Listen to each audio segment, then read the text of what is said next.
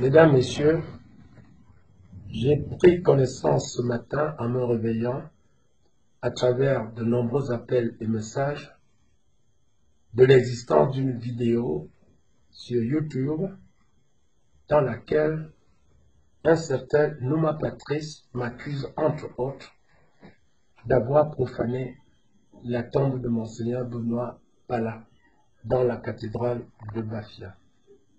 Ceci sous-entend aussi que je l'ai assassiné.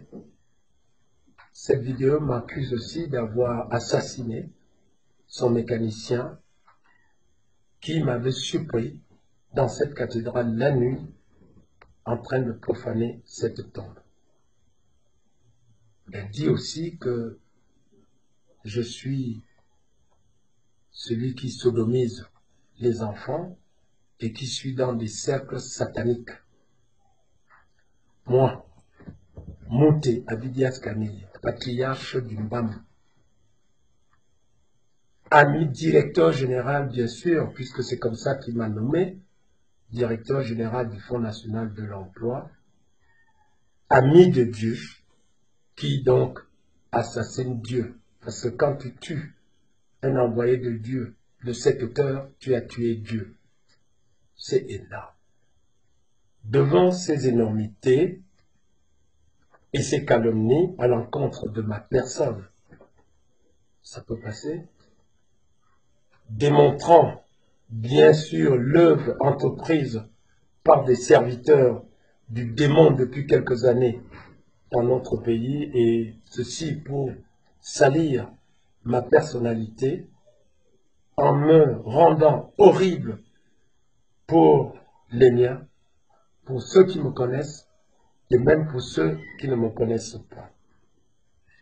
Le niveau atteint par cette adversité et ces calomnies qui vont jusqu'à interpeller le public pour nuire à mon épouse, à mes enfants, m'oblige à réagir.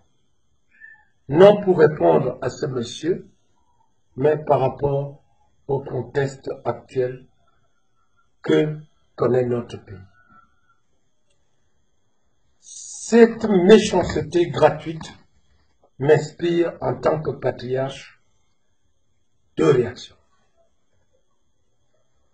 La première est de m'interroger sur l'existence réelle de ce monsieur Nouma Patrice en tant qu'être humain. Monsieur, si réellement vous existez, alors moi je vous dis, vous êtes un démon. Vous êtes un démon et il faut faire appel à des personnes, surtout des hommes de Dieu très puissants pour vous délivrer. Vous m'avez demandé d'aller à la justice des hommes. Je n'irai pas à la justice des hommes. Je vous accuse devant Dieu, qui est le Tout-Puissant et qui connaît la vérité.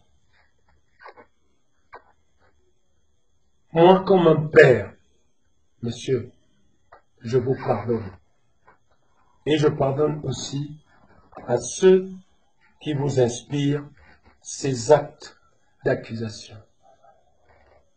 Mais sachez que quel que soit le pardon et l'indulgence que je demande à Dieu pour vous,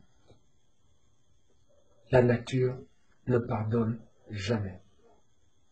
Et je voudrais ici répéter ce que j'avais toujours dit, que Dieu pardonne éternellement les hommes. Son pardon est éternel.